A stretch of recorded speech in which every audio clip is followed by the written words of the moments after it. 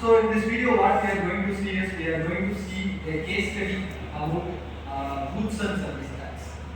So recently in the GST Council, what has happened in this month, 3rd and 4th September 2025, there is a GST Council happened. Where the Nirmala Sitharaman as well as RBI governor and the entire government what they have decided is, as you all know about, we are having one indirect tax called goods and service tax, right? So if you take previous, there is more than 5 GST tax rates are there, like 5%, 20%, 18, 28 and 40% we have.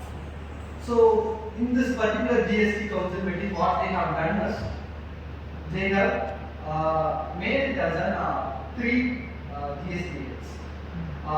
They kept 5%, 18% and 40%. So only 3 percentage GST rates are prevailing right now. It will be implemented from September 22 onwards. 22 September 2025 onwards, we are going to follow a kind of GST what GST council is suggested right now. So how this case study is all about how this GST impacts the economy. That's the thing this case study is all about. How the kind of indirect tax or GST, whether it impacts in our country economy or not. Similarly, how direct tax or whether it get impact on our country economy or not. That's what we are going to discuss in this particular video.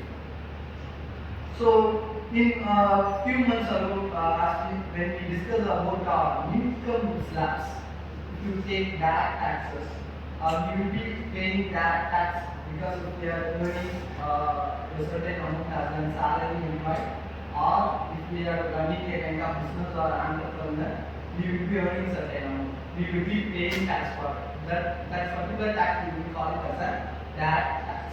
So in this particular budget 2025, what they have told us, they have told that they don't need to pay any tax, right? So whether that impacts the economy or not, that's almost everyone said it's a good one.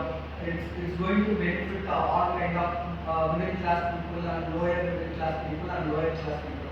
But it's not like that. Then we come to that point. Fine. So if you take recent GST rates, 5%, 18%, and they have mentioned 40%. 40% GST rates is for thin goods.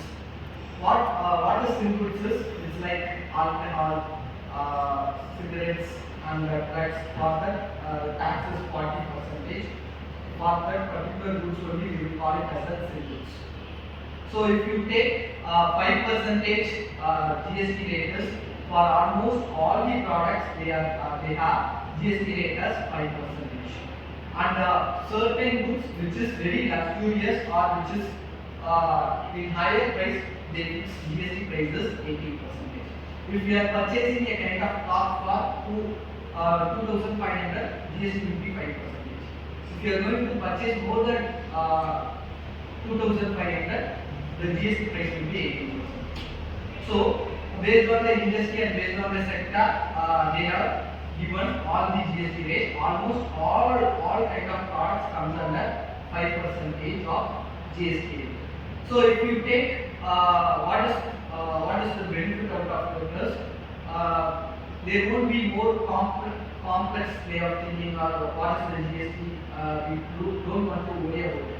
Even a kind of in a room booking as well as purchase of goods, ornaments, jewelry, everything, they have set a kind of benchmark as well as they have made a GST rates for everything.